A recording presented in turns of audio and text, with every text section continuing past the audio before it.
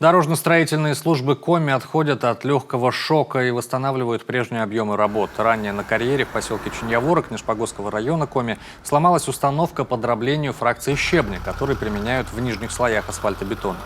Инцидент грозил срывом графика асфальтирования дорог республики либо существенному удорожанию работ. Подрядчикам пришлось бы применять более дорогие марки щебня.